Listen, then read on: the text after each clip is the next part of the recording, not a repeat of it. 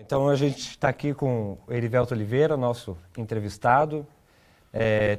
Uma carreira mais de 30 anos de jornalismo, né, Erivelto? Começou em 1986, é formado em comunicação social pela UFPR. Em 86 já começou como estagiário no Departamento de Comunicação da Rede Ferroviária Federal. Isso. Aí logo depois já, no mesmo ano, foi repórter da TV Curitiba. Um pouco mais para frente foi repórter da TV Paranaense.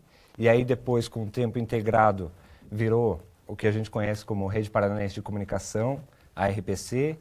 E lá ficou até 2013 e ancorou Bom Dia Paraná, Paraná TV, e tem uma carreira consolidada. Em 2013 saiu da RPC, foi para a RIC TV Record, onde ficou até 2015, e aí saiu da TV e criou a sua própria empresa, o Sobre Quase Tudo Comunicação e Arte. Em 2016 foi candidato a vereador e em 2018 agora está pré-candidato a deputado estadual. Veja que é a tecnologia, né? Eu não passei nenhuma informação para ele, ele já pegou tudo, tudo certo. Quer falar alguma coisa agora no começo? Não, já é só essa observação. Então, quem quer começar perguntando? Pedro? Bom dia. Bom dia, Pedro. Minha primeira pergunta vai ser um pouco sobre o acúmulo de funções, né? Sempre, todos os locais onde você trabalhou, você era repórter, era âncora, escrevia. Então, como que é o trabalho, pensando em diversas atividades, numa única empresa? Bom, é o seguinte, Pedro, quando eu comecei a trabalhar, acúmulo de função existia, evidentemente, mas no meu caso eu não acumulava funções. Eu trabalhei, o primeiro emprego no departamento de comunicação da rede, eu era estagiário. Estagiário faz tudo, né? Mas eu escrevia texto, afinava texto, a gente chamava de pentear release, né? Pegava um release que vinha de um departamento e deixava ele com cara de jornal, enfim. Depois, como na atividade de repórter, eu fiquei por aproximadamente, eu fiquei de 86 até 99 como repórter. E eu era só repórter, basicamente. De vez em quando, num período mais para o final, eu comecei a apresentar o Bom Dia Paraná, ou fazer alguma coisa assim. Mas isso nem era considerado um acúmulo de função, né? Eu simplesmente apresentava e tal. Aí, a partir de 99, quando eu entrei para o Paraná TV, daí sim, a sua função é de editor-apresentador. Aí você, além de apresentar o jornal, até porque seria muito pouco você só apresentar, né? Você também editava algumas matérias, editava texto principalmente. O que aconteceu no jornalismo, eu acho que principalmente depois dos anos 2005, por aí, 2010, é que a própria natureza do trabalho mudou muito e aí muita gente passou a ser multifunção. Então hoje um repórter pode editar a matéria, ele pode pré-editar a matéria, inclusive pelo telefone para mandar um áudio, uma coisa assim. O editor ele pode também pautar, o pauteiro também pode editar. Então essa é uma necessidade. Eu estou falando sempre em termos de televisão, tá, pessoal? Porque é a área que eu trabalhei o tempo inteiro. Mas isso vale para outras atividades também. O Felipe está aqui, eu não sei se é assim na rádio, se também funciona desse jeito, mas o jornalista é jornalista para fazer qualquer coisa. E eu acho que isso é saudável, até porque não tem muito mais de você ficar parado no canto, não, eu só vou editar, não pauto de jeito nenhum. Às vezes precisa que você paute, às vezes precisa que você apresente uma reportagem, enfim. Isso eu acho que é bem legal. Gabriele Bonatti. Bom dia. Bom dia, Gabriele. Então, em 2012 você coordenou o núcleo de eleições da RPC TV. Desde lá você tinha interesse em entrar na carreira política ou não? Não. A carreira política é um acidente de percurso. A minha carreira é assim, a minha visão. Eu sou jornalista, me formei em jornalismo em 88, é isso? 86. Eu me formei eu comecei a trabalhar no terceiro ano. Eu acho que eu me formei em 88, a formatura mesmo. Foi aqui pertinho, inclusive, no prédio na frente do prédio central da universidade, a minha formatura. E, para mim, o jornalismo vai continuar sempre sendo a minha profissão. Com 80 anos, 90 anos, vou ser o jornalista. O que aconteceu é que em 2015, quando eu saí da RPC, evidentemente que eu não esperava sair da RPC, também não esperava ser contratado pela RIC tão imediatamente quando eu saí da RPC e também não esperava ser demitido da RIC como eu fui. E quando eu saí da RIC, eu já estava montando a empresa, que tinha uma ideia de trabalhar com comunicação corporativa e tal, e é isso que eu faço, né? Só que daí em como eu fiquei mais tempo, aquela história, né, cabeça vazia, oficina do diabo, que os presos costumam dizer, eu fiquei tive um pouco mais de tempo ocioso. E aí começou a passar pela minha cabeça algumas coisas e tal. Estava trabalhando com a empresa. Em 2016, 2016 ou 2015? 2015, no ano que eu fui demitido, no final do ano. Antigamente você precisava de um ano de registro para você disputar uma eleição. Você tinha que ter, então a eleição era em outubro, eu teria que ter feito o registro em outubro de 2015 para disputar a eleição em 2016. Só que eu estava ouvindo no rádio alguma coisa assim, e eu ouvi alguém dizer que o prazo de filiação, que agora é de 6 meses e tal. Eu falei, mudaram o prazo de filiação. Daí eu pensei assim, podia até ser candidato, isso devia ser novembro, por aí. Aí eu perguntei, nossa, podia até ser candidato? Imagina, nem pensar, né? Só que aquilo foi tipo um gatilho, comecei a pensar nessa ideia realmente. Liguei para o Marden Machado, que era o assessor do TRE, e perguntei para ele, Marden, essa história é real mesmo e tal? Ele falou, é real, agora são 6 meses de filiação, eu nunca fui filiado a partido nenhum. Tá, passou. Em janeiro ou fevereiro, eu comecei a pensar realmente, não, acho que eu vou tentar, vou ver o que dá isso. Primeiro pensei em ideias que vou ser vereador, o que eu posso oferecer para a cidade? Pensei em algumas ideias, acho que tenho ideia para oferecer. E procurei o Rubens Bueno, eu procurei o Rubens Bueno e procurei o Partido Verde, eram os 2 partidos que eu ia conversar. Conversei primeiro com o Rubens Bueno, ele me recebeu na casa dele, foi super simpático, conversamos por 1 hora e tal. E na verdade, eu queria conversar com o Álvaro Dias, que era do PV, mas o Álvaro Dias, naquele período, ele acabou se mudando para o outro partido. Ele já tinha entrado no PV e já estava saindo. Aí eu voltei, conversei com o Rubens e me filiei ao PPS, no último dia de filiação. Então, assim, disputei a eleição, fiz uma eleição, uma campanha muito na conversa, muito do corpo a corpo, com pouquíssimo dinheiro, com pouquíssimo tempo de televisão. Consegui uma votação que me colocaria lá na Câmara, se fosse um outro partido, mas eu fui o 27º candidato mais votado. E não consegui me eleger porque faltou voto para o partido fazer a segunda vaga. Então, foi uma disputa bacana. Se terminou ali, voltei a trabalhar com a minha empresa e tal. Mas aí, claro, né, como a votação foi boa, o partido disse, não, disputa a eleição para deputado e tal. Então, eu sou pré-candidato, né, a gente não pode dizer que é candidato até a convenção. E vou fazer a campanha para deputado da mesma forma que eu fiz a campanha para vereador, com pouco dinheiro. A vantagem é que dessa vez tem mais internet, né? E tentar fazer alguns contatos corpo a corpo, ir para algumas cidades e tal. Tentar fazer assim. Se não der certo dessa, aí eu acho que eu realmente desisto dessa parte, vou voltar a retomar a empresa. Até porque a empresa ela nunca decolou de verdade, né? Porque eu comecei... Daí, quando você vai disputar a eleição, as pessoas acham que você está na campanha, que você não é mais jornalista, enfim, daí não procuram a empresa. Então, tem todo esse aspecto, assim. Então, se eu não conseguir agora, eu tenho que sobreviver, tenho que trabalhar e batalhar pela empresa. Daí vocês vão ouvir falar sobre quase tudo. Agora vamos à pergunta da Vitória Sampaio. Oi, bom dia. Como é que surgiu a ideia de montar a sua empresa? Sobre quase tudo. A minha empresa, o que acontece é o seguinte, na RPC... Os jornalistas são proibidos de fazer atividade extra, né? Não pode fazer nada que não seja... Eram proibidos. Não pode fazer nada que não seja trabalhar para a empresa ou, eventualmente, apresentar algum evento cultural, uma coisa assim é permitido, ou dar aula. São as atividades que são permitidas. E quando eu fui para a RIC, essa proibição caiu. Na RIC você pode fazer, na RIC, na Massa, você pode fazer apresentação de coisas e tudo mais. Então, eu precisei começar a dar nota. Emprestava nota de um e de outro, mas até o momento que achei que era melhor eu ter a minha própria empresa. Por isso que eu montei sobre quase tudo comunicação e arte.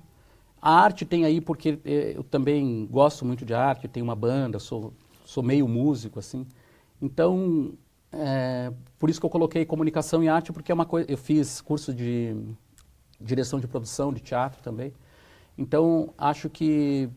Coloquei a arte porque também é uma coisa que eu posso vir a trabalhar no futuro dentro da empresa. Então ela já está preparada para esse trabalho. Quem vai fazer a próxima pergunta é a Jennifer Ribeiro. Bom dia. Oi, Jennifer. O senhor disse para... Meu Deus do céu, o senhor está lá em cima. Em entrevista para a Capital da Notícia, o senhor disse que achava que ia se aposentar na RPC. Por que o senhor acreditava nisso? Porque imagina, eu estou com 25 anos numa empresa, você não imagina que você vai sair da empresa. Está tudo certo, você está apresentando o principal jornal da empresa, a audiência está tranquila, está tudo alto, tudo normal, né? 2 anos depois você não está mais na empresa. E a tradição da RPC nunca tinha sido, a empresa nunca tinha passado por uma reestruturação como ela passou entre 2010, 11 até 2014, 15. Né? Ela teve, acho que seguramente mais de 50 profissionais e talvez chegue perto de 100 profissionais que foram demitidos ou trocados na RPC. Então eu imaginava que eu fosse trabalhar lá, que eu estivesse lá ainda, e isso aconteceu com alguns profissionais que mais ou menos da minha época ainda estão lá, né? Que é o Sandro, do Cineia, a Sandra Salvadori, que é chefe de redação. Então são profissionais que eu imaginava que a empresa nunca fosse mexer. Infelizmente decidiram mexer com alguns desses mais antigos e eu estava entre eles, mas eu não imaginava sair de lá, não. E como que é lidar com uma demissão inesperada, assim? O que você passou a projetar sobre sua carreira a partir disso? A demissão ela não foi inesperada, porque assim, o gato subiu no telhado, sabe? Quando eu apresentava o Paraná TV segunda edição, um jornal de maior audiência e tal. Vou contar a história inteira, né? Já que a gente tem tempo, então eu vou contar a história inteira. Eu apresentava o Paraná TV segunda edição, com uma audiência alta e tal. No final do ano, o diretor de jornalismo me chamou e disse assim, olha, a gente está com um problema sério no primeira edição, ele está com uma audiência muito baixa e a gente precisa recuperar essa audiência, precisamos colocar um reforço no jornal e eu quero que você vá para a primeira edição. E o Sandro vem para a segunda. E beleza, a gente vai reestruturar e tal. Aí talvez tenha sido o primeiro erro. Eu fui para a primeira edição apenas como editor-apresentador. Eu não fui como editor-chefe apresentador, eu não tinha o peso de decidir no jornal. Eu apenas era um editor-apresentador. E isso talvez possa ter sido a primeira diferença que fez. E aí, em março, eu comecei a apresentar o Paraná TV primeira edição. Nós fizemos umas 3 mudanças de percurso no jornal, de linha, de reestruturação do jornal. E nenhuma delas deu certo, a audiência não reagia. Em dezembro eu saí de férias, quando eu voltei em janeiro, o Jasson estava apresentando a primeira edição, e eu voltei para o Bom Dia Paraná. O Soler estava na Índia na época, ele ia ficar 45 dias na Índia, 2 meses na Índia, e eu fiquei até o retorno do Soler. Quando o Soler voltou, o diretor me chamou e disse, olha, você não vai voltar mais a apresentar o jornal, você vai cuidar do grupo de treinamento, dos trainees da RPC, que é uma coisa que eu adorei fazer, foi uma das atividades mais legais que eu fiz. E até imaginei, bom, estão me preparando para assumir alguma outra função, né? Fiz o treinamento, que foi muito legal, inclusive alguns do meu treinamento continuam na empresa até hoje e tal. E terminou o treinamento, aí sim que eu entrei no núcleo de eleições, né? Também foi um trabalho bem bacana, correu tudo direitinho, tudo 100%. Aí quando terminou a eleição, terminou em outubro... 2012, né? 2012. 2012. Quando terminou a eleição, fui falar com a chefia e tal, a gente ainda não tem nada decidido para você. Então nesse momento eu já senti, né? Vou bailar. Só que eu ainda tinha mais um mês, tinha novembro, dezembro, tinha férias em janeiro ainda. Então eu fiquei na OTV na época, não sei se vocês conheceram a OTV, que era um canal a cabo da RPC. Fiquei lá 3 meses, daí saí de férias. Quando eu voltei de férias, já estava tudo pronto. Quando eu saí de férias, demitiram a Mira Grassano, né? E não sei se vocês conhecem a Mira Grassano, que era apresentadora do Paraná TV. E daí, quando eu voltei, a minha demissão também estava pronta. Mas assim, eu saí de uma maneira muito tranquila. Eu saí inconformado com a demissão, né? Por tudo que eu fiz não que eu fiz pela empresa, mas pelas mudanças que a empresa teve com a minha participação, não exclusiva, mas sabe aquela história de dar o sangue e fazer o máximo que você pode fazer? E eu tenho plena consciência de que eu fiz isso. E num momento que não foi só a RPC que teve uma crise de audiência no primeira edição, foi um momento em que o telespectador descobriu que tinha outros programas, que tinha internet, que tinha outras coisas para fazer além de ver televisão, né? E essa audiência ela caiu muito e eu sugeri algumas mudanças que a gente podia tentar contar a audiência de internet e tal, e nada disso foi levado em conta. Hoje isso é levado em conta, né? A Globo hoje vê a audiência do jornal é medida pela audiência propriamente dita da TV, mas também é medida pelos cliques em internet e tal, eles fazem uma média para medir a audiência. Mas era natural que caísse, eu acho que é natural que continue caindo, né? Essa Copa do Mundo possivelmente vai ser a Copa do Mundo com menor audiência, porque as pessoas, mais de 54% acho que da população, não está interessada na Copa do Mundo. Então, a audiência de TV vai continuar caindo até que chegar num ponto em que não vai cair mais, mas também não vai ser a audiência que havia na época de 60%, 70% que a Globo já teve, né? Isso não vai acontecer mais. Mas então, assim, eu não cheguei a ser surpreendido porque foi um processo, eu fiquei um ano ali, digamos, no limbo, né? E tive, assim, a impressão de que seria demitido mesmo uns 3 meses antes. E eu fui demitido numa sexta-feira, que foi o dia que eu voltei do trabalho. No sábado já tinha umas 3 ou 4 propostas.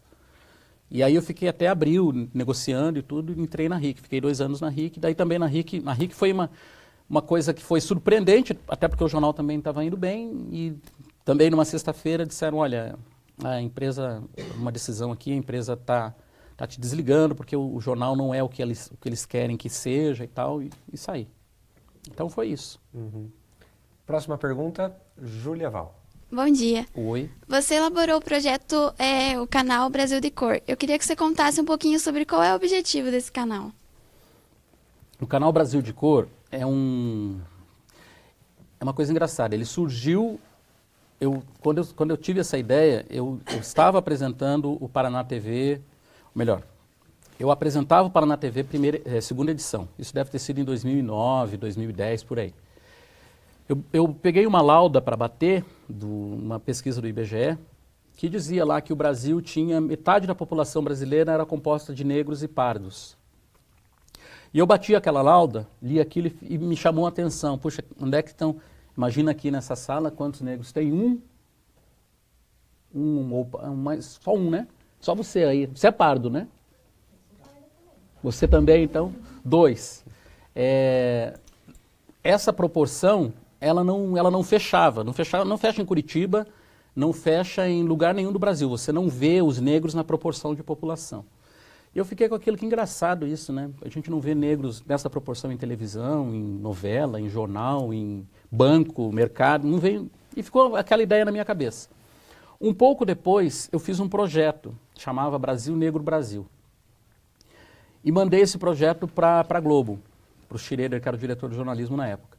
Só que era uma proposta bem diferente, era mostrar de onde vieram os negros brasileiros, qual é a região da África que foram trazidos os escravos e tal, ir para lá, mostrar essas regiões e tal, para onde esses escravos chegaram no Brasil, enfim, fazer essa história toda e a partir daí você fazer um programa semanal entrevistando 2 ou 3 negros das mais diversas áreas. Eu mandei esse projeto, ele ficou lá uns 4, 5 meses.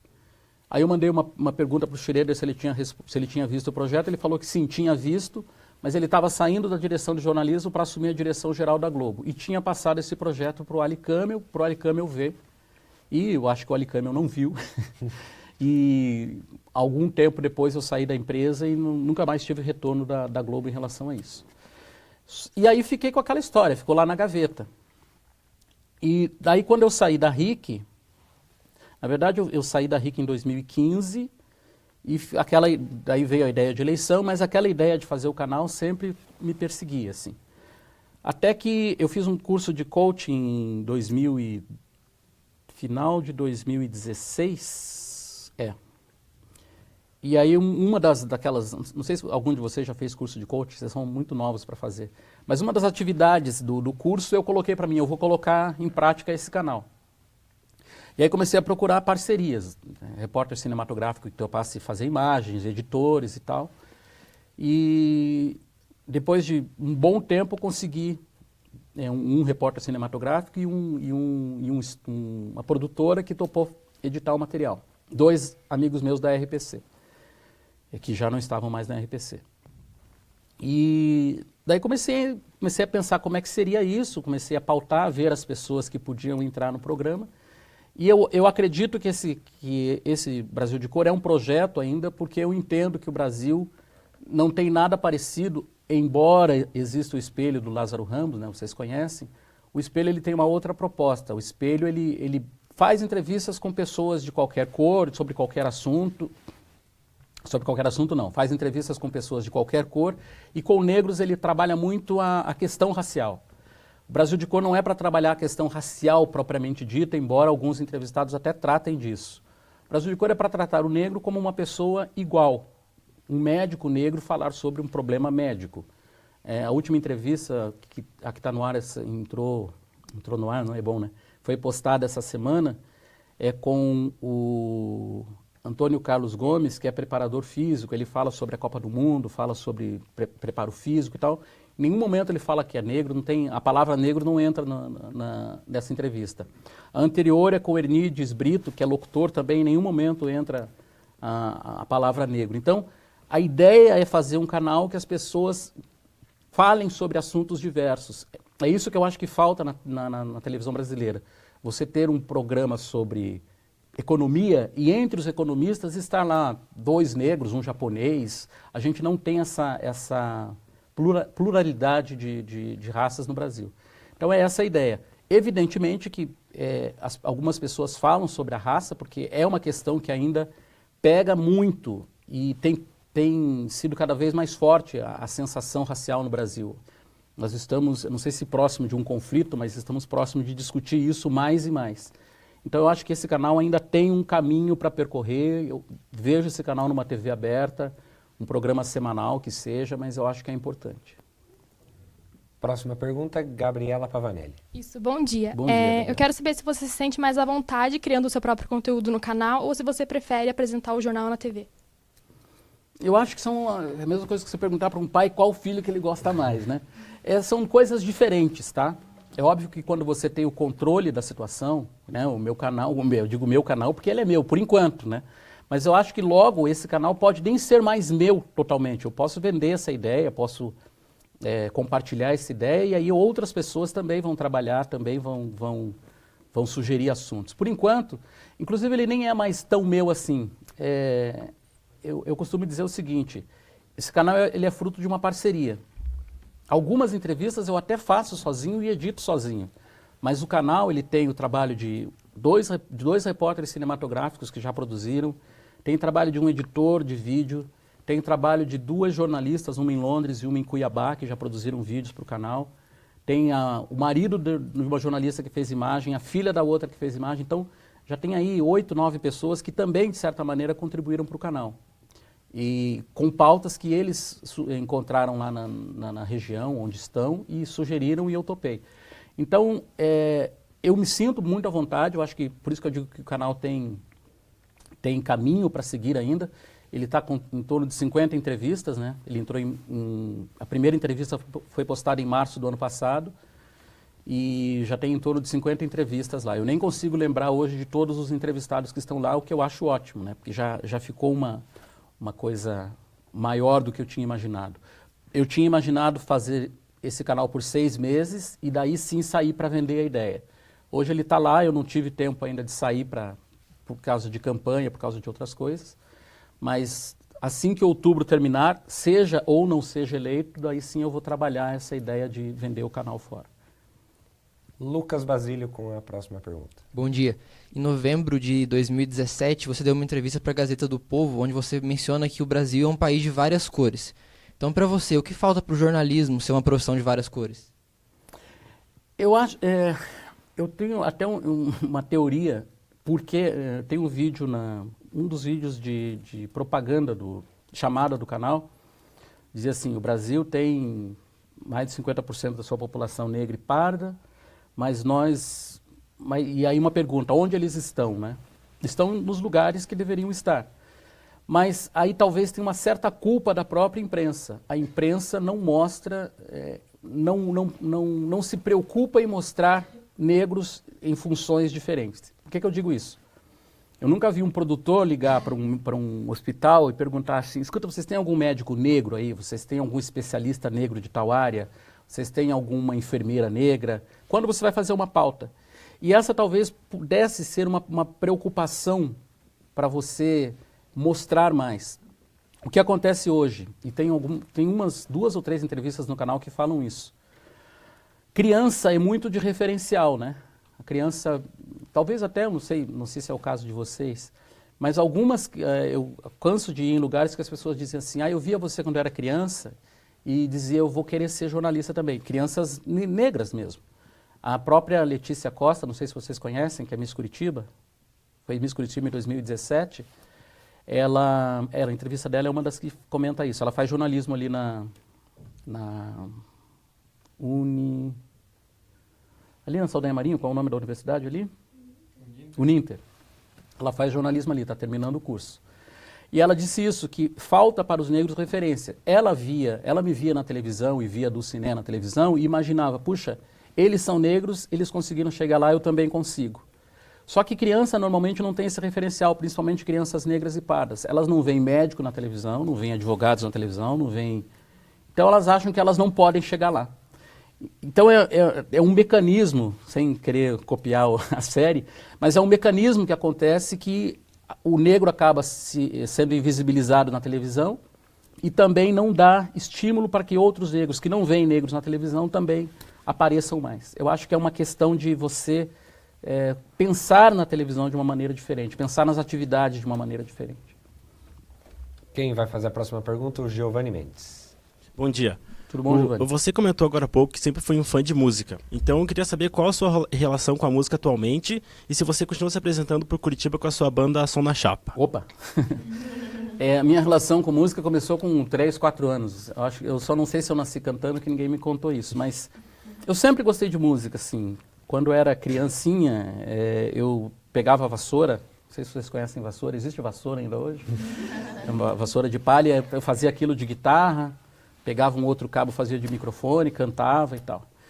E com 9, 10 anos eu ganhei um violão, aprendi a tocar violão sozinho, daí entrei em grupo de jovens, comecei a tocar violão em grupo de jovens e assim foi.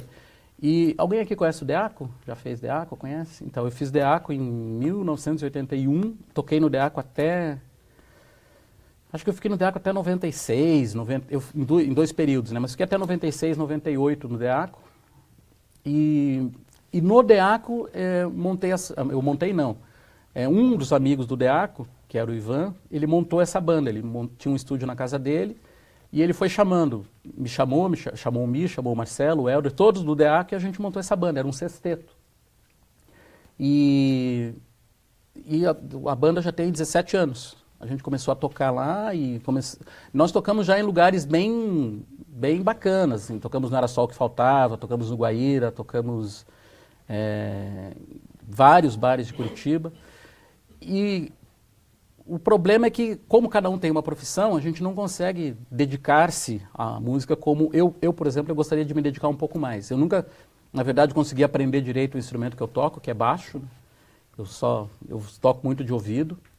Nunca consegui praticar muito, mas eu adoro música. Então, a banda continua existindo. Hoje ela é um quarteto, né? Às vezes um quinteto, que a gente chama o sobrinho do Ivan, que toca guitarra e tal, também toca com a gente de vez em quando. Mas é um projeto que, para mim, pelo menos, já você disse aqui, né, que eu imaginava que fosse me aposentar trabalhando. A banda também, imagino que vá até a gente fazer 70, 80 anos, a gente vai estar lá tocando, brigando toda semana, que a gente briga bastante, né? Mas também faz parte de uma rotina de banda, né? Apesar da gente se conhecer bastante e tal, e cada um tem um temperamento diferente, mas é muito legal, assim, desestressa de semana, você pode estar de mau humor, pode estar cansado, pode estar com dor, chega na banda, parece que as coisas fluem, vão tudo pro espaço. Quem vai fazer a próxima pergunta? Só uma observação. Eu ainda tenho uma ideia da gente fazer... Nós já participamos da gravação de um DVD e já fizemos um espetáculo no Guairinha com dança e música e tal. Eu tenho ideia de fazer esse espetáculo de novo, eles tocam, elas dançam. Tem até no YouTube alguns vídeos desse espetáculo. e a gente gravar, hoje não se diz mais disco, mas gravar umas 4 ou 5 músicas de uma maneira legal, assim, se não para vender, pelo menos para ter um registro bacana de que a gente fez isso uma época da vida e tal, para ouvir lá na frente.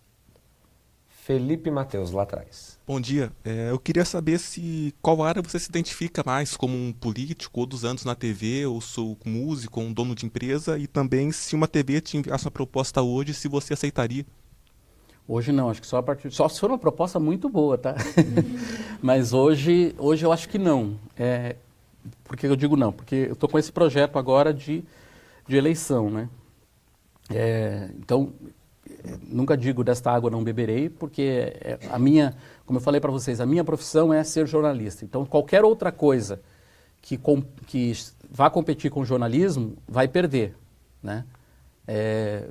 Jornalismo em primeiro lugar. Mas, nesse momento agora, eu estou com foco na campanha. Já lancei uma pré-campanha, já tem lá, eu fiz uma postagem impulsionada pelo Facebook, já tem 200 mil pessoas alcançadas, tem 4 mil positivinhos, tem alguns negativinhos também, as pessoas meio sem noção, tem 800 comentários. Então, assim, eu já lancei um projeto para dizer, não vou mais, vai parecer que é brincadeira, assim, né? Então, eu não estou brincando com essa história de entrar na política. Eu acho que dá para fazer política de uma maneira, não só fazer a política de uma maneira diferente, como entrar na política de uma maneira diferente também. Sempre que eu escuto que fulano gastou 500 mil numa campanha, 1 milhão numa campanha, 10 milhões numa campanha para deputado, acho que o máximo aqui no Paraná, eu acho que vai ser de 1 milhão. Mas ainda acho um absurdo, porque isso é o que o cidadão vai ganhar em 4 anos de mandato. Então, de onde vem o dinheiro, né? Como é que você compensa isso? Claro que o dinheiro não é dele, mas para mim é uma indagação que eu sempre faço. Então, eu acho que é possível você, inclusive, fazer uma campanha com pouco dinheiro, fazer uma campanha com pouco comprometimento também, porque o que acontece muito é que os políticos se comprometem com tanta gente, de tanta maneira, que quando ele chega lá, ele não pode fazer as coisas porque ele já está comprometido com A, com B, com C. Então, a minha campanha é uma coisa assim, as pessoas dizem, mas você não pode dizer isso. Eu falei, se eu não posso dizer isso, eu nem devo entrar na política, porque é o que eu vou fazer. As pessoas dizem assim, eu sou da região tal, você não consegue para umas 10 pessoas para trabalhar e depois um empreguinho para mim? Não vou conseguir emprego, não é o meu objetivo estar lá para conseguir emprego. Então, o objetivo de um deputado é discutir lei, aprovar lei e tentar melhorar a vida das pessoas. E é uma coisa bem simples, mas não é o que acontece, né? Por ser uma campanha para deputado, é uma proporção muito maior. Mas eu não sei se eu respondi a pergunta. Assim, eu sou jornalista em primeiro lugar. Se eu recebesse uma proposta... Tudo bom, guri? Esse é outro guri da minha época. Se eu recebesse uma proposta muito boa, eu iria pensar na proposta, mas acho difícil alguém fazer uma proposta agora. E depois que terminar esse período de eleição aí, daí eu vou estudar o que eu vou fazer exatamente. Em princípio, tocar a empresa, tocar o canal, que são as coisas que eu quero fazer. E não sei se eu voltaria para a televisão, não. Depende muito do processo no momento. Eu peguei o gancho ali da campanha, porque por ser uma campanha para deputado estadual, é uma proporção muito maior, né? É o estado do Paraná inteiro. Como é que vai funcionar essa rotina aí de viagens no estado inteiro, ou vai ficar só aqui na parte de Curitiba? A grande vantagem dessa campanha é que essa campanha ela pode ser a primeira campanha da história do Brasil que você vai ter um resultado, a rede social pode surpreender muito. Eu tenho dito que talvez quando abrirem-se as urnas, você tenha aí um número de candidatos que você nem sabia, nunca viu a pessoa e a pessoa está lá eleita. Porque se você consegue trabalhar num nicho de, 50, 100 mil pessoas, você trabalhar bem com essas pessoas, você consegue se eleger. Né? Se você tem uma pessoa que entenda isso, esteja na política e sabe trabalhar isso, uma pessoa consegue se eleger. Então, esse impulsionamento de internet, ele ajuda muito. O impulsionamento que eu fiz foi para o estado inteiro, vai até o dia 6, ele vai chegar em torno aí de 400 mil pessoas alcançadas e 200 mil pessoas com visualização no vídeo. Então, o que eu quero é que pelo menos as pessoas saibam, o Erivelto, aquele cara que apresentava o jornal, ele é candidato, o Erivaldo, alguma coisa assim. Mas que as pessoas saibam que eu sou candidato, esse é o primeiro objetivo, né? E eu quero ver se eu consigo ir para as principais cidades do estado, para as maiores. Maringá, Londrina, Foz, Cascavel, pelo menos organizar alguma coisa, mas eu não tenho estrutura para organizar um comício, eu não vou pagar ninguém para organizar as pessoas. O que eu tenho usado muito, e usei na outra eleição, é, uma pessoa me diz assim, puxa, gostei de saber que você é candidato, como eu posso ajudar? Essa pessoa, eu vou entrar em contato com ela e dizer, olha, eu vou passar na sua cidade, você consegue 10 pessoas, 15 pessoas para me ouvir, para a gente conversar? É isso. Quer dizer, tem muita gente que faz não é trabalho voluntário, mas que se oferece para ajudar mesmo. Eu tive isso na campanha para vereador, devo ter conversado com umas 10 pessoas, fui nos bairros delas, vi problemas e tal, e funcionou. E eu acho que para o Estado é a mesma coisa. E especificamente, eu vou fazer também um impulsionamento na região de Curitiba, porque é uma região que elege também, né? Você pode se eleger só com votos de Curitiba se você trabalha bem. Mas como é uma eleição para deputado estadual, como você falou, eu acho que é interessante você ter isso para o estado inteiro. Próxima pergunta, Sabrina Gregório. Bom dia. Bom dia, Sabrina. Pelo seu currículo de trabalho de jornalista, deu para perceber que você tem uma capacidade muito boa de se reinventar, de criar novos projetos, como o projeto do Brasil de Cor. Eu queria saber de você quais são suas dicas para os jornalistas do futuro, pelas mudanças que estão ocorrendo no jornalismo hoje em dia.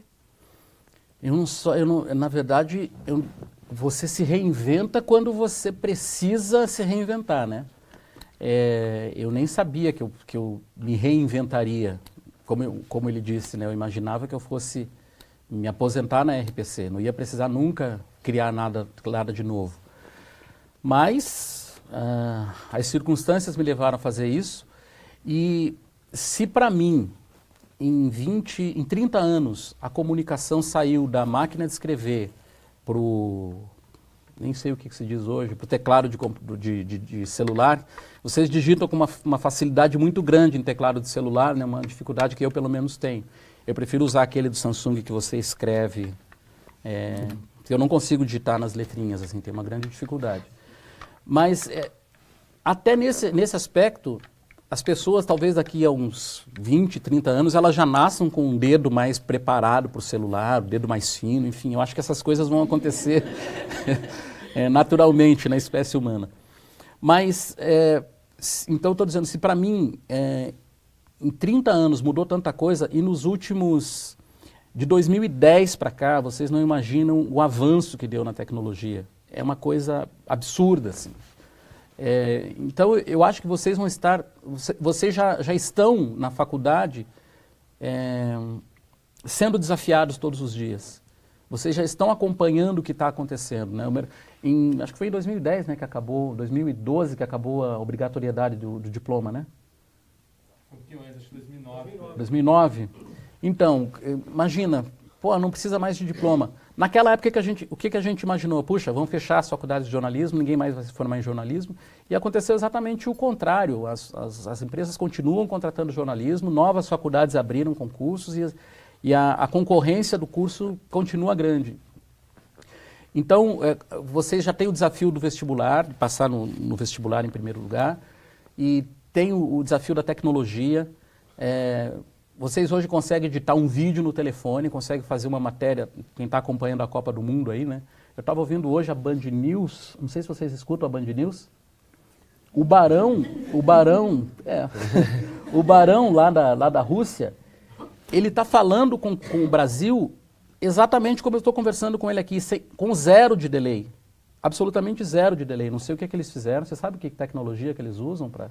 Eles têm um aparelho lá que eu não vou saber o nome, mas que garante, assim, 1 segundo de diferença. Assim, então ele conversa, ri e tal, eu falei, isso é muito legal. Talvez isso para a voz é mais fácil, né? Mas daqui a um tempo para a imagem a gente já não vai mais ter aquela história do repórter, ei pessoal, tudo bem aí fulano? E o cara fica. Tudo bem, né? Você já esqueceu a pergunta e... Então, a tecnologia ela vai ficar cada vez mais rápida, as pessoas vão ter a tela, né, do celular, eu acho que a tela do celular você vai conseguir projetar a tela no ar. É uma questão de tempo para que essas coisas que a gente imaginava no passado, que tinha só na cabeça, hoje as coisas que você imaginava estão acontecendo, né? Então, o reinventar-se de vocês vai ser também uma coisa constante. E, talvez muito mais do que na minha geração. A minha geração tem uma dificuldade muito grande de se reinventar. As pessoas que saíram, algumas pessoas que saíram da TV estão aí procurando o que fazer, procurando... Porque, imagina, o cara é editor durante 30, 35 anos da vida dele. Ele é demitido, o que ele vai fazer? Ele já está com 50 anos, ele vai querer continuar trabalhando em jornalismo e a função dele é editar. Então, imagina, né, que drama. Eu particularmente, nem me considero que foi uma reinvenção, acho que foi uma adaptação da situação, mas se vocês que vão ser desafiados e são desafiados todos os dias, eu acho que vocês vão ter uma capacidade muito maior de reinvenção. E outra coisa, a própria profissão, já existem estudos que mostram que as pessoas daqui 20, 30 anos vão ter 2, 3 profissões ao longo da vida, né? Tem muito jornalista aí que virou advogado, muito jornalista. Inclusive o James Alberti, que ganhou o prêmio ESSO e tal, na RPC, ele está no 4º ano de jornalismo, se não me falha a memória. A namorada dele, que também é jornalista, também está terminando direito. Olha, tem muitos jornalistas fazendo direito, tem jornalista fazendo medicina, jornalista trabalhando com música. Então, isso aconteceu na nossa geração, que era uma coisa que não estava prevista de acontecer. Vocês, talvez isso aconteça até porque vocês não têm muitas raízes, como nós tínhamos na época, a um trabalho, a um país, a uma coisa, a uma empresa. Então, acho que vocês vão mudar muito, não só no jornalismo, mas em outras áreas também. Marcelo Costa, com a próxima pergunta. Olha lá, Marcelo. Você já foi mediador de vários debates políticos, né? Você já presenciou alguma situação inusitada em algum deles? Não, cara. Puxa, aqui, não. Os debates, os candidatos, eles percebem que quando eles saem do tom, eles perdem voto, né? Então, debates, principalmente, assim, se você acompanha os debates na RIC, na Band, na Massa, eles são mais quentes. Eles mostram documentos, eles xingam e tal. Quando chega na RPC, é tudo muito protocolar. Super protocolar, chegam e tal. Claro, tem uma ou outra subida de voz e tudo, mas nada que destoe, ninguém sair no tapa, ninguém sair na briga. Inclusive nos intervalos eles, tipo, estou indo bem, né? Tipo, tiram onda um com o outro e tal. Então, é muito protocolar, nunca aconteceu nada que fugisse do controle.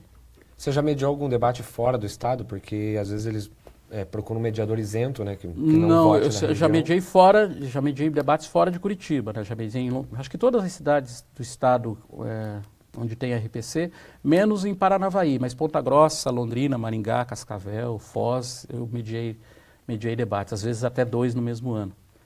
O cálculo que eu tinha feito, acho que eu fiz 15 debates, 16 debates, uma coisa assim. É um número considerável. Próxima pergunta, Giovana Cipulo.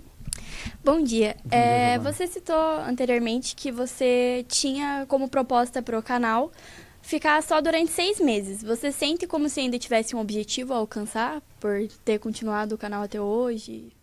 É que o que aconteceu é o seguinte, eu achava que eu tinha uma pauta de pessoas aqui de Curitiba. Só que pessoas de Curitiba que pudessem dar uma entrevista de âmbito que uma pessoa lá do Pará, se olhar no canal, vai gostar da entrevista, ou do Rio Grande do Sul, enfim, que sejam realmente, por isso que o canal é Brasil, né? Não é o cara que vai falar, eu tenho um problema aqui na rua tal, da minha casa e tal. São problemas globais, digamos assim, nacionais. E eu tinha umas 15, 20 pessoas, assim, em princípio, que eu podia conversar. Só que, passados os 6 primeiros meses, eu ainda tinha mais 15, 20 pessoas para conversar. Terminou um ano e eu ainda tenho mais 15, 20 pessoas. Então, isso mostra, primeiro, que tem pessoas para você conversar, várias pessoas ainda. E o que eu quero ainda é o que eu falei. Eu quero vender essa ideia para a Band, para a própria Globo, para o SBT, para alguém que, ou mesmo para uma TV fechada, embora eu acho que ele seja ideal para uma TV aberta. Alguém que me receba e que eu consiga explicar, ó, tem essa situação, inclusive eu quero fazer, eu estou fazendo agora uma disciplina no mestrado da Federal, mas eu quero fazer o mestrado em cima desse material do canal, que já dá uma tese, né? Que nós temos uma população invisibilizada na televisão. Então essa é o mote para vender o canal, a proposta do canal para a TV. Então, isso vai até o momento em que eu consegui, né? Ou que eu desisti. Mas ainda eu tenho para tocar o canal mais com certeza mais 20 entrevistas. E agora tem uma entrevista que deve entrar assim que chegar. Eu fiz uma entrevista com uma jornalista em Pernambuco. Ela é jornalista, mas ela trabalha com a parte de contratação pesquisa de contratação de funcionários.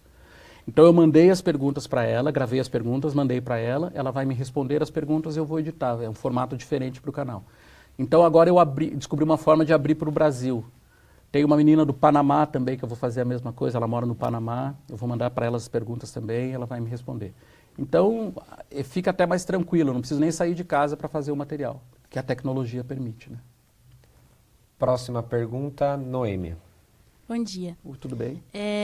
Eu li numa reportagem da RIC que eles falam um pouco da sua carreira. Você vem numa fase do início do jornalismo, no caso com a representatividade dos negros, mais difícil. No meio dessa reportagem que eles falam da sua carreira, eles dizem, no caso, você cita, né, que no início dos anos 90 era mais difícil eles aceitarem as suas reportagens, diziam que era chato, essas coisas. Você acha que tem alguma relação com você ser um dos poucos negros que estava lá e que talvez essa não aceitação dessas matérias tenha a ver com isso? Não, é porque eram ruins mesmo. É que quando a gente começa, primeiro que você imagina, eu tinha 23 anos, né? 22 anos, entrei na TV Paranaense com 23 anos. Só para vocês sentirem o que era isso, nos anos 80, eu entrei na TV Curitiba em agosto, ganhando um salário de, sei lá, R$1.100. Não era nem real na época, acho que não era real não. Acho que era cruzado na época. Mas, enfim, ganhando R$1.100 de salário. Aí você trabalha 3 ou 4 meses e te chamam na TV Paranaense, você ganhando R$5.500. Vocês imaginam qual era a proporção de salário na época, né? Esse 1.100 seria o equivalente ao piso. Então, 5 vezes o piso hoje, o dinheiro de hoje seria, sei lá, 15, 20 mil reais. Então, é claro que você opa, eu estou no topo, né? Já me convidaram e tal. Só que eles chamaram porque viram que você podia escrever bem, gostaram da forma que você faz a coisa, mas não que você faça a coisa perfeita. Então, acontecia muito de fazer uma matéria e a matéria virar nota coberta, oferecer a matéria para a rede não entrar e tal.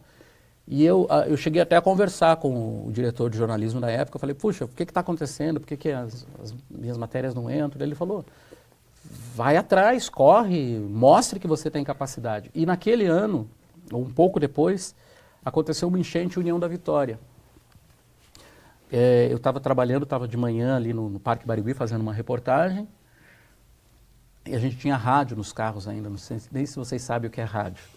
Ligaram, atenção equipe e tal, a gente quer que vocês vão para Cruz Machado, porque está chovendo bastante lá. Não sei se vocês conhecem Cruz Machado, alguém conhece? Tem uma cachoeira na entrada da cidade, e a cachoeira a água já estava na estrada e tal. E a gente quer que vocês vão para lá, façam as imagens e gerem para o Paraná TV, para o Jornal Estadual, segunda edição. O que é gerar? A gente fazia as imagens. E aí essas imagens a gente ia para Telepar na época, hoje seria Oi? É Oi, né? Plugava os cabos lá e tal e gerava isso para a televisão. Era um trabalho infinitamente braçal, em tempo real e tal. E a gente saiu daqui mais ou menos 11h30, meio-dia. Chegamos em Cruz Machado lá pelas 3h30 da tarde, 4 horas da tarde. Só que a chuva aumentou muito, muito, muito, muito. E Cruz Machado é quase do lado de União da Vitória. Resultado, a gente chegou lá num dia e no dia seguinte a cidade amanheceu inundada. E você não tinha como ir daqui para lá. E nós ficamos lá, mandando matérias. Ficamos 4 dias lá mandando matéria para todos os jornais. Eu fechando as matérias e tal. E ali que talvez não, ali foi a minha, digamos, quando eu comecei a aparecer realmente como repórter e tal. Aí eu fiquei lá mais ou menos uns 10 dias, depois de um bom tempo é que o Sandro conseguiu chegar lá, fazer matérias para o Jornal Nacional e tudo. Mas foi ali que aconteceu a virada. Em nenhum momento na minha carreira eu senti qualquer tipo de preconceito, absolutamente nenhum. Na RPC também não creio que isso haja, nem comigo, com a Dulcineia eu não sei o que ela diria, mas acho que também não. A gente sempre foi tratado jornalisticamente. O texto era bom, a reportagem era boa, entrava, e, assim como de repórteres não negros, também caíam ou entravam dependendo da qualidade do produto. Né? Gabriele Bonatti. Oi, então, você trabalhou durante muito tempo no telejornalismo, como repórter, apresentador, editor. O que você aprendeu com as pessoas que você já entrevistou? Nossa, eu acho que imagina 30 anos você conversando com pessoas todos os dias e a partir do momento que você aprende com as pessoas todos os dias, para mim é um aprendizado constante. Né? Agora, especificamente nesse canal Brasil de Cor, talvez eu esteja até aprendendo algumas coisas, porque como eu disse, eu nunca tive nenhum tipo de preconceito, nunca sofri nenhum tipo de preconceito. Convivi com muito poucos negros ao longo da minha vida, até porque a família da a minha mãe foi criada por uma família branca. Uma família que tinha 14 irmãos e esses irmãos tiveram 8, 10 filhos. Eu fui criado praticamente vizinho dessa família. A família do meu pai era um núcleo muito pequeno, a gente visitava aos domingos, durante a semana e tudo, mas era um núcleo pequeno. Então eu sempre convivi, da infância até chegar na faculdade, até chegar no 2º grau ou no ensino médio, com pouquíssimos negros. O primeiro colega negro que eu tive foi uma menina no 4º ano, depois um negro mesmo, da minha cor, foi no ensino médio, e na faculdade mais 1 ou 2, então eu não tive convivência com negros. Agora, no Brasil de Cor, conversar com essas pessoas me traz algumas novidades sobre ser negro, algumas coisas que, digamos, não que eu não sabia, mas coisas que eu não senti, que eu nunca tive esse problema. As pessoas que são vítimas de racismo, e eu digo felizmente eu nunca fui, elas ficam muito traumatizadas, é uma experiência que marca muito as pessoas. Você conversa com gente grande já, com 1,90 m de altura, o cara quando fala da coisa quase chora. Uma coisa que ele sofreu lá 20, 30 anos atrás. Então, para mim o aprendizado é diário, mas só para te dar um exemplo, o próprio canal Brasil de Cor está me ensinando algumas coisas sobre ser negro que eu estou descobrindo agora. Eduardo Gabriel. Bom dia, Erivelto, tudo bom? Bom, Eduardo? Eu queria fazer um comentário antes de fazer minha pergunta. Faça. É muito satisfatório para mim ver você aqui, porque eu lembro quando eu era criança e eu nem pensava que queria ser jornalista. E via você na televisão apresentando e falava, olha que legal o cara apresentando. E agora tudo faz sentido porque você está aqui na minha frente. E daí tudo se remete e a vida é muito louca. E é uma referência, tá vendo que eu falei é uma referência? É uma referência mesmo a gente saber. E tudo se remete a estar aqui e te perguntar. Que você começou como repórter e até você virar o Erivelto, ter todos esses status de um grande jornalista, uma grande pessoa do jornalismo paranaense. Qual foi a tua maior dificuldade desde que você entrou como repórter até virar o Erivelto que todo mundo conhece? Qual a maior dificuldade que você encontrou nesse trajetório até virar o top da RPC? Bom, menos, né? Bem menos.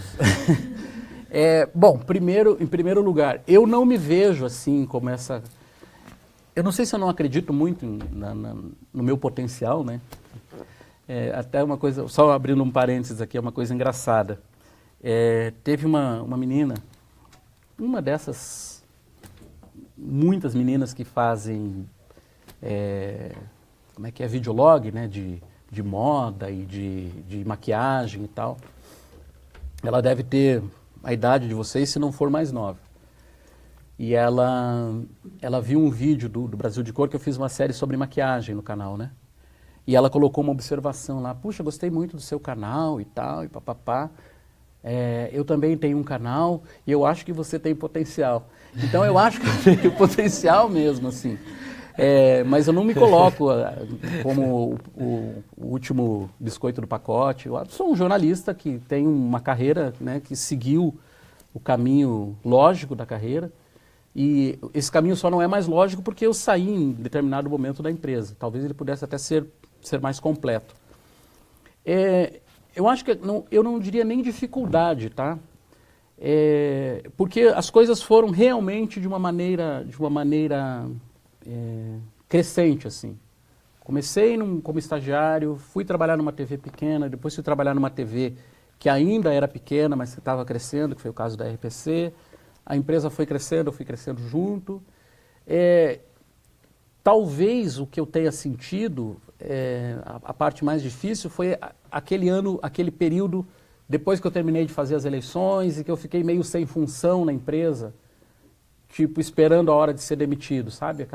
Foi um momento que me deixou meio angustiado, assim.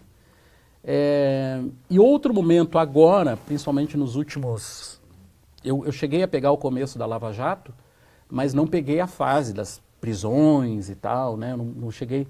Acho que a última prisão que eu peguei trabalhando, ou próximo disso, foi a do Marcelo Odebrecht. Acho que foi mais ou menos a época que eu saí da cobertura. E eu gostaria muito de estar fazendo, aí sim, apresentando um telejornal e tal, fazendo os comentários da Lava Jato. Sabe por quê? Porque eu sinto que as pessoas não falam não é que não falam o correto, mas não falam o que as pessoas querem ouvir, não comentam as coisas de uma maneira que as pessoas entendam. É sempre dentro de um mesmo círculo. E esse círculo, para mim, ele tinha que ser ampliado, as discussões tinham que ser aumentadas. Só um exemplo, assim, sejam a favor, não quero entrar absolutamente em nenhum debate aqui, a questão do Lula, tá? O Lula está preso aqui em Curitiba, está preso, pronto, acabou. Nem todo mundo concorda com a prisão do Lula, né? Mas a versão que a gente tem da imprensa é o Lula está preso e as pessoas... Mas ninguém comenta isso. O jornalismo do Paraná é muito raro as pessoas comentarem os dois lados da história. Então, eu sinto não estar em nenhum veículo nesse momento para, pelo menos, tentar colocar um pouco mais de luz na história e jogar mais elementos para a história. Na RIC você se sentiu mais aberto, mais livre para dar a sua opinião, ou na RPC já era assim? Não, na RPC já era assim. Só que o que acontece é que quando você pega um carro para dirigir, você sabe o carro que você tem na mão. Se você está com um carro há 1 ano, 2 anos, você sabe que se você passar de 140, o carro começa a bater, né? Então, na RPC você tem quase que você sabe, você está na empresa há tanto tempo que você sabe o que você pode e o que você não pode perguntar. Quem você pode e quem você não pode atingir, digamos assim. Mas você nunca é proibido de colocar o teu pé um pouquinho à frente da linha. Vai ali. Se ninguém falou nada, opa, então eu posso ir para cá. Eu acho que é isso que está faltando um pouco, as pessoas pisarem na linha e ver o que acontece. Não aconteceu nada, vai mais um pouquinho para frente. Tá? Eu tinha liberdade na RPC de fazer comentário e tudo mais, só que a RPC tem uma ditadura de tempo, né? Você tem uma matéria, você não pode estourar tempo. O jornal é fechado com 42h40. Se você faz um comentário de 10 segundos, você tem que derrubar alguma coisa e já te chama a atenção, porque é uma coisa importante e tal. Isso era assim, pelo menos até a época que eu estava lá. Já na RIC, a gente fechava os jornais com uma folga, né? Uns 5 minutos, 10 minutos para você comentar e tal. Eu nunca fui muito bom em comentário. Eu acho que nunca fui muito bom em comentários longos, digamos assim. Porque quem escreve para a televisão você vai tirando informação do texto, né? O teu texto de televisão é muito conciso. Você conta em 1 minuto que um jornal leva uma página, uma revista leva páginas amarelas, por exemplo. E você tem que fazer aquilo em 1 minuto, 1 minuto e 10. Então o jornalista ele tira informação.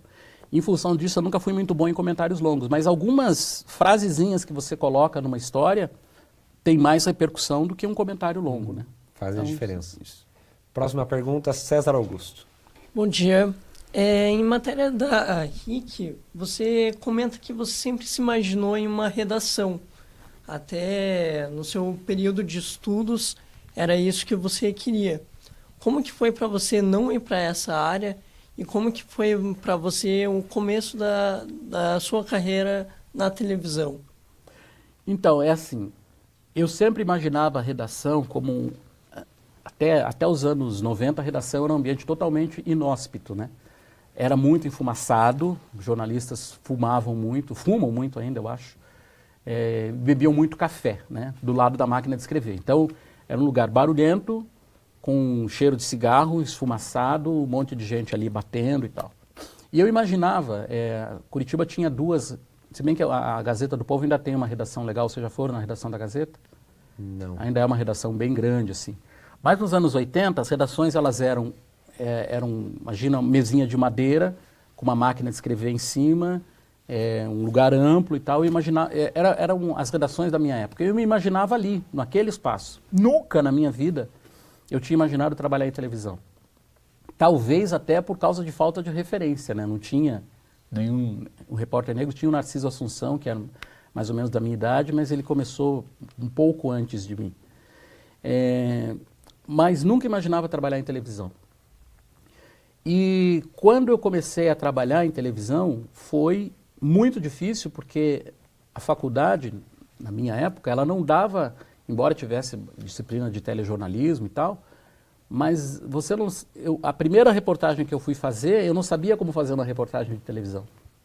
Sabia que tinha que fazer uma passagem, tinha que fazer um texto, uma passagem, uma entrevista. Bom, é isso que tem que fazer, é isso que tem que fazer. Aí fiz um textão enorme, fiz uma entrevista enorme.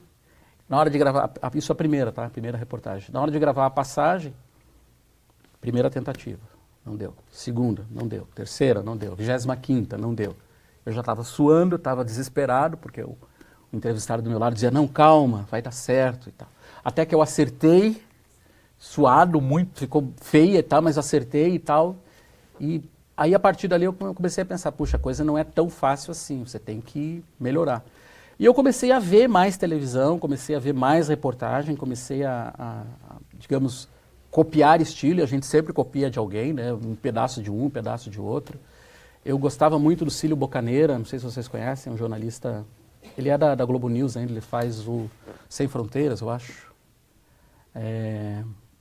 Gostava do Lucas Mendes também, que faz Manhattan. Eram jornalistas que tinham um texto legal, um texto irônico, um texto enxuto. E aí comecei por aí. Aí depois de, sei lá, 2, 3 meses, você já sabe, é assim que faz, uma receitinha de bolo.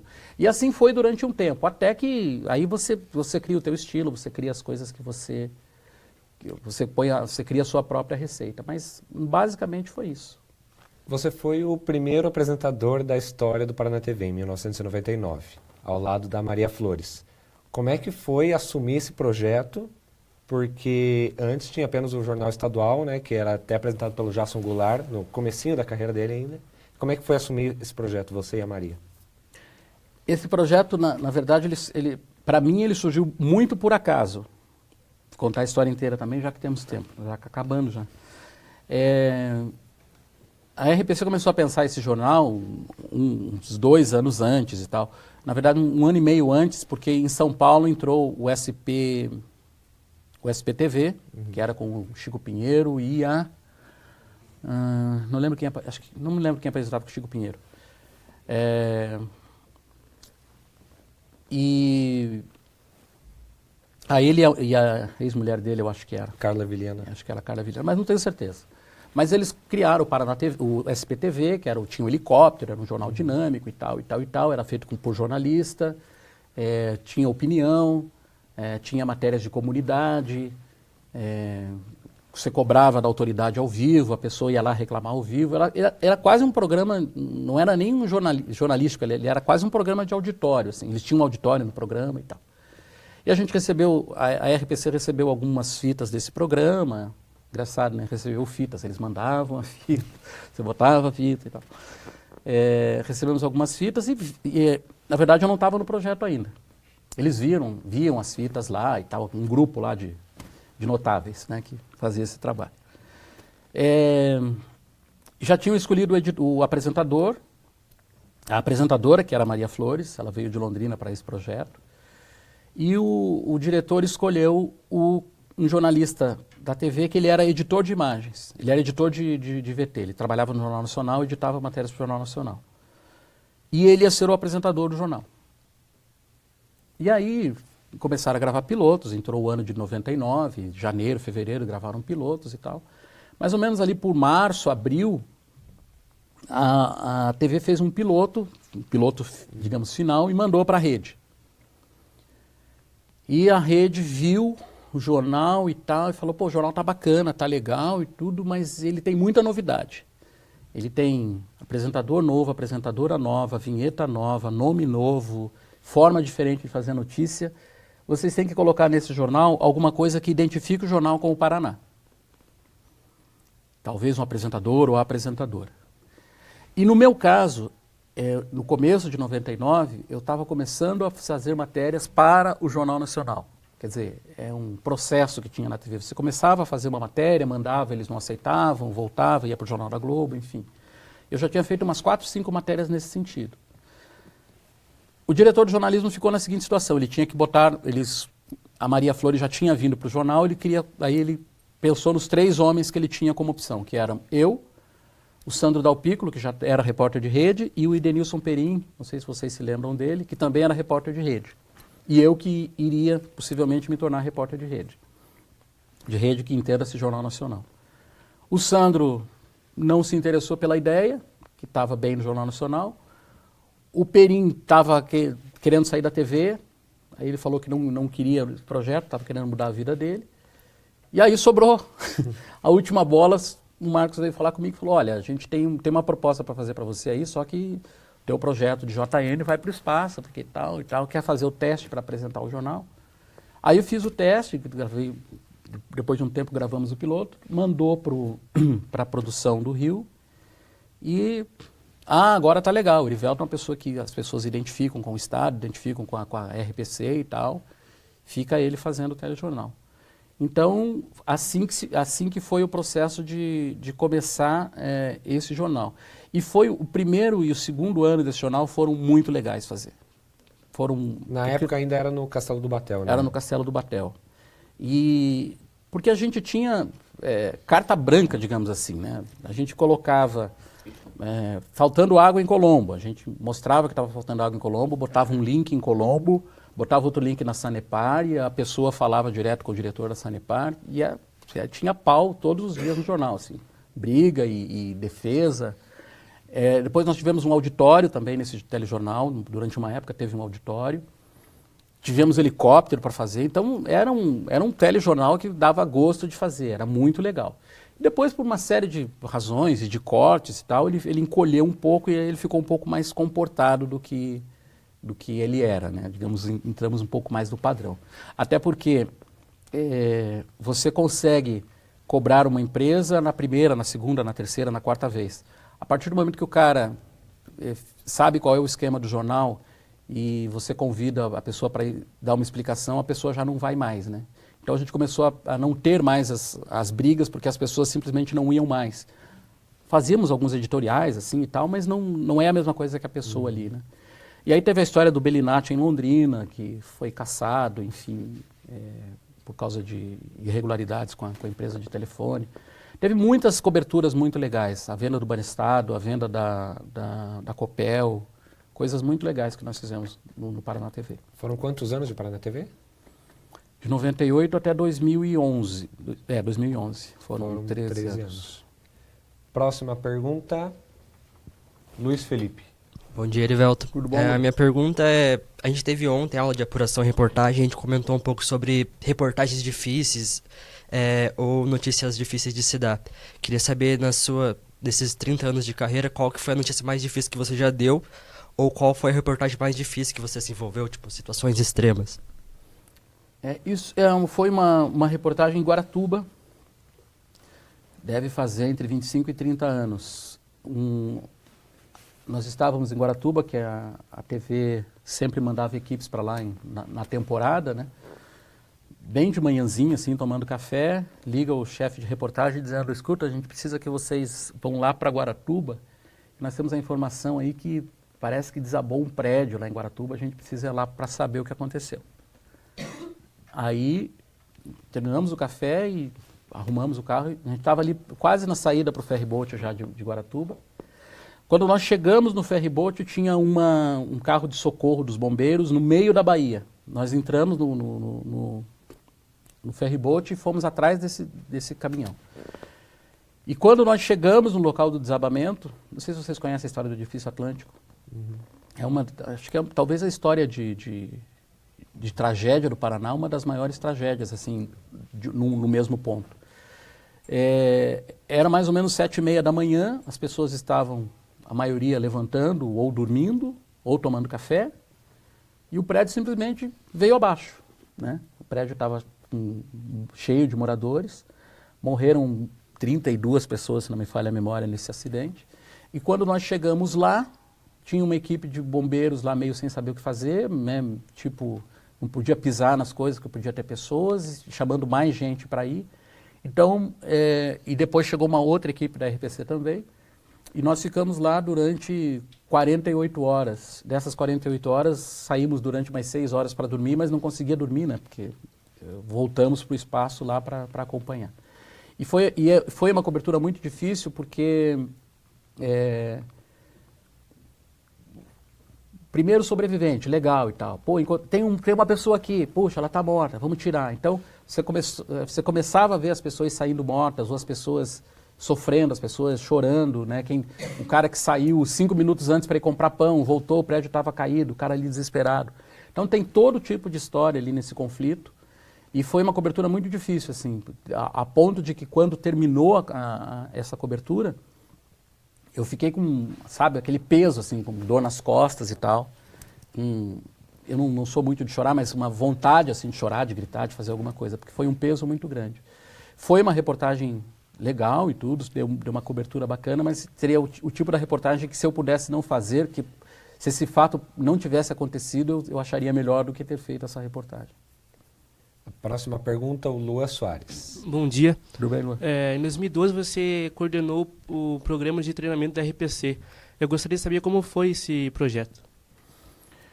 Então, foi um projeto muito legal, assim. Primeiro porque eu sempre participei dos treinamentos. Era o Vilmar Lima, jornalista da RPC, que normalmente coordenava. Mas eu sempre gostei muito, aliás, não falei isso aqui, eu sempre gostei muito de conversar com estudante de comunicação. Aliás, com estudantes em geral, mas de comunicação em especial, porque além de você passar alguma coisa, você sempre recebe também coisas legais de estudantes, né? E eu sempre participava, o pessoal saía com as equipes de rua que eu estava, ou acompanhava o jornal, enfim. E quando eu fui fazer o treinamento, eu tinha nas mãos, digamos, todo o processo de televisão, né? Eu sabia como você fazia pauta, como sabia... todas as áreas de televisão. Então eu preparei um treinamento prático. Quando o Serra me disse que eu ia cuidar do treinamento, eu falei para ele, tá, mas como é que vai ser esse treinamento? Se vai ser diferente, eu não lembro mais por que cargas d'água eles queriam que fosse um treinamento legal e tudo. Eu falei, então eu tenho que ter uma redação. E o treinamento normalmente não tem, até então não tinha uma redação, né? E a RPC fez uma redação para o treinamento. Então era uma redação quase paralela, assim, você começava amanhã ali na redação, o pessoal tinha o pauteiro, o produtor, o chefe de reportagem, que o treino ali dura, acho que são 90 dias ou 60 dias, mas é um treino mais ou menos longo. Então as pessoas iam passando pelas funções e foi muito legal. A Luísa Vaz passou por esse treinamento, vocês conhecem, a Fernanda, como é o sobrenome da Fernanda, gente? Da RPC também, ela teve bebê agora, ou está para ter bebê. Mas, enfim, vários que estão ainda na televisão participaram desse treinamento e foi uma experiência muito legal. E o projeto final desse treinamento, eu pedi para que os estudantes, os alunos, fizessem os projetos finais. E os 2 projetos finais que saíram são muito legais. Eu tenho os 2 lá. Inclusive um de jornalismo ainda não vi nada igual. Eles fizeram uma coisa muito bacana, que é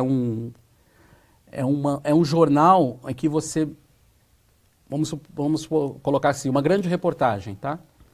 Só que você mostra essa grande reportagem, como ela foi pensada, como ela foi produzida, reunião de redação, as ideias das pessoas. Então é uma coisa bem, bem diferente, assim. Acho que é, inclusive, um produto viável para um futuro aí, sei lá. Ainda mais hoje que existe internet, né? É possível fazer, sim. Você falou que gosta muito de conversar com estudantes, assim, principalmente de comunicação. Já pensou ou já deu aula em alguma ocasião, assim? Não, eu nunca tinha pensado em dar aula. Agora, como eu digo, né, você fica com a cabeça mais voltada em pensar coisas. Eu me inscrevi no mestrado da Federal no ano passado. O ano passado, daí não passei no mestrado, mas vou fazer de novo esse ano. A minha ideia é estar pelo menos preparado para dar aula. Não dar muita aula, né, porque eu acho que o meu perfil não é muito de sala de aula. Mas, tipo, uma disciplina de televisão ou telejornalismo é uma coisa que eu gosto muito. Então, dá para você dividir muito com os alunos nessa área. A minha ideia é dividir. Então, quem sabe daqui a alguns anos. Mais um projeto. Próxima pergunta. Oi. Noêmia. Oi, novamente. De novo. As pessoas te conhecem por muitos momentos da sua carreira e da profissão estar no auge, né? Em muitos projetos e estar realizado nesses projetos. Eu não sei se você chegou já nesse ponto, assim, já realizei tudo o que desejei.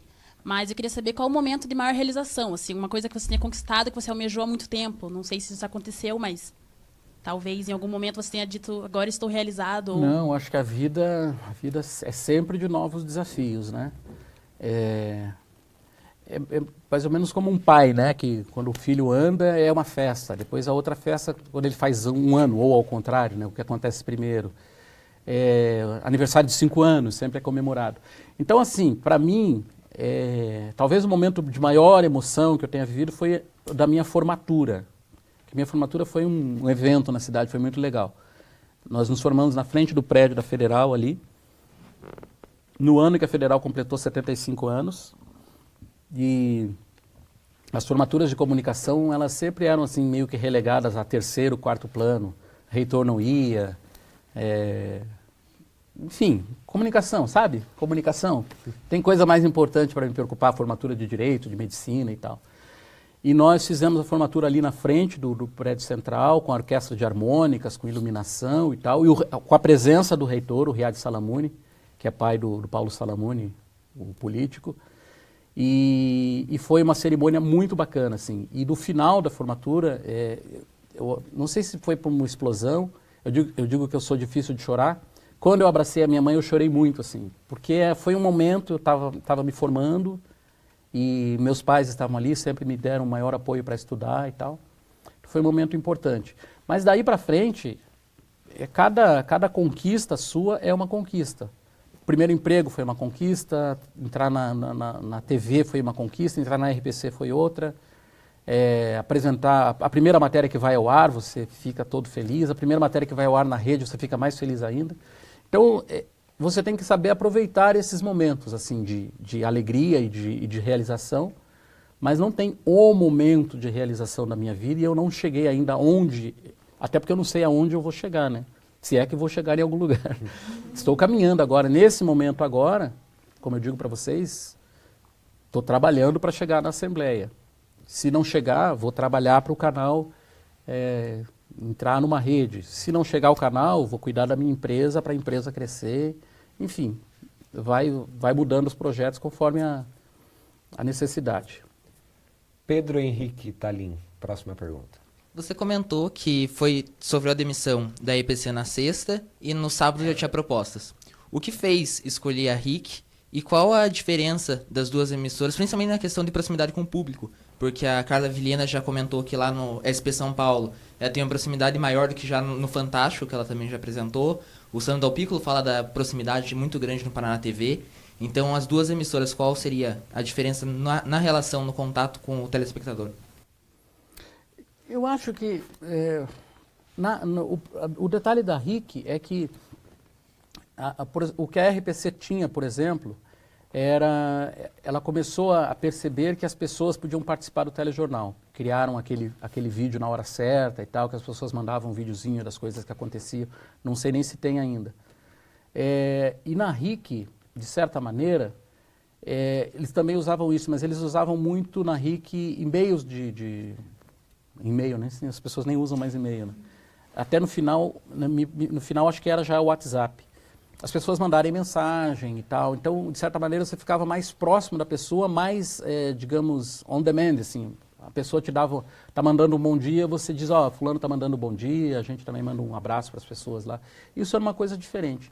Mas a estrutura das TVs é muito diferente. A RIC tem um aproveitamento de notícia muito diferente da RPC. A RPC tem, sei lá, não é uma questão de tamanho de equipe, é que a RIC tem muito mais programação local do que a RPC, né? Então, começa com um jornal de 1h30 de manhã, que é o mesmo da RPC. Depois vai do meio-dia até 2h30 com produção local de jornalismo. Depois tem produção mais 1h30 à noite. O que acontece? Não tem produção para tudo. Então, eles reutilizam muito o material, eles reeditam o material. Então, eles aproveitam de uma maneira mais racional, digamos assim, a produção. E isso para o telespectador não faz a menor diferença. O cara, se viu uma reportagem no meio-dia e viu à noite, ou ele vê de novo, ou ele acha que a matéria é diferente. Então, existe a diferença de proximidade, existe a diferença de produção, de tratamento de notícia e tudo, mas para o telespectador não faz muita diferença. Luca Bauerman, próxima pergunta. Bom dia. Tudo bom? Bom, você é uma figura que já tem uma certa experiência e vivência, assim, não só no jornalismo, mas acho que creio que o medo universal, um dos maiores medos universais, assim, é envelhecer. Não estou falando que você é velho, mas um dos medos universais assim, é envelhecer e você chegar numa certa idade e ver que você não se realizou, não fez o que você gostaria de ter feito. Você é um cara que se sente realizado, assim, não só no jornalismo, você tem uma vivência em diversas outras atividades, assim. Você se sente realizado? Você chegou num patamar que você se orgulha de tudo que você fez? Assim, sim e não. Eu não me sinto realizado, né? Até porque acho que a pessoa só vai pensar o que ela fez depois que estiver lá debaixo de 7 palmos, né?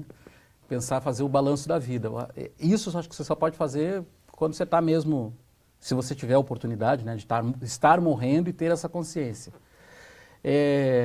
Não me sinto realizado, acho que tenho ainda muita coisa para fazer, mas, de certa maneira, tenho um certo orgulho das coisas que eu já fiz. Já fiz coisas bem bacanas, como jornalista, como pai, como músico, enfim, mesmo não sendo um músico dos melhores, mas já fiz umas coisas bem bacanas em música. Então, tenho um certo orgulho das coisas que eu fiz como repórter, como apresentador, principalmente, no treinamento, no debate. Então, as tarefas que me foram dadas foram todas muito bem cumpridas, na minha opinião, né? Pode até ser que elas não tenham sido. Mas eu sou uma pessoa super crítica, assim. Quando eu faço uma coisa que eu acho que está legal, é porque está legal. Quando eu acho que não está muito bom, é porque não está muito bom. Vamos para a penúltima pergunta, Luiz Henrique. Bom dia. Bom dia, tudo bem? O seu canal no YouTube é o projeto que tem mais a sua cara? Por você começar ele, ter iniciado ele, é o que traz mais a sua verdade? Eu acho que não tem muito a minha cara, não. Talvez uma cara nova. Porque é curioso, eu já fiz essa autoanálise. Eu nunca tinha me interessado pela causa dos negros, mas nunca... Exatamente por você não ter ou não ver negros em Curitiba, essa questão nunca tinha caído essa ficha para mim. A partir do momento que a ficha caiu, eu comecei a pensar em fazer, né? E quando eu comecei a fazer, estou fazendo. Então, assim, neste momento, é uma coisa que eu estou fazendo que estou gostando bastante de fazer, né? Mas não é uma coisa com a minha cara. Minha cara hoje eu acho que ainda é apresentar, ter na verdade, assim, a minha proposta de vida, a proposta como jornalista é ser relevante para as pessoas. Eu acho que o canal é relevante para as pessoas, acho que poder ser um deputado é relevante para as pessoas, ser um apresentador com voz e com opinião é relevante para as pessoas. Então, independentemente do que acontecer, é essa relevância que eu busco. Hoje o canal talvez seja o ponto, seja o mais importante que eu estou fazendo, mas não é uma coisa que tenha a minha cara. Talvez seja uma parte da minha cara, tá? Uma faceta. Mas acho que para você pegar o todo, para você ter o todo, só pegando o todo mesmo. Última pergunta para o Erivelto. Quem vai fazer? A Deise L. Bom dia. Tudo bem? Essa semana fez 30 anos que o Brasil está livre de censura na imprensa. E aí eu queria saber se durante a sua carreira, assim, você teve algum momento que passou por isso ou foi mais tranquilo? O começo dos anos que eu comecei a faculdade ainda no regime militar, finalzinho do regime militar, e peguei o governo do Sarney, que foi um governo super complicado, assim. Não que fosse censura, mas era um período difícil. Imagina, você fica 30 anos aí sob regime militar. 30 anos? 20 anos de regime militar. E quando você sai, você não sabe até onde, aquela história do pé, né? Você não sabe até onde você pode colocar o seu pé. Então nós tivemos um período de muitas greves no país, e na época a Rede Globo era muito governista, né? Ela era muito ligada ao governo. Então, vocês conhecem a história do Sarney, da Globo, sabem da história das diretas já, sabem da história do debate do Collor. Então, por exemplo, greves, a gente ia fazer cobertura de greve, mas já saía com a seguinte, façam imagens da greve, entrevista com o presidente do sindicato. A gente ia fazer imagem da greve, entrevista com o presidente do sindicato. À noite, ia para o ar imagens da greve, entrevista com o ministro ou com o secretário e tal, o cara do sindicato não entrava. Isso aconteceu muitas vezes. E até que em determinada época, nós chegávamos para fazer greve e tudo mais, as pessoas meio que convidavam a gente a se retirar de uma maneira não muito educada, né? Mas isso foi uma fase da TV, da imprensa, das empresas e tudo mais. Acho que a partir dos anos 90 as coisas começaram a mudar. Só que até hoje, né, quando vocês acompanharam a greve dos caminhoneiros aí e tudo mais,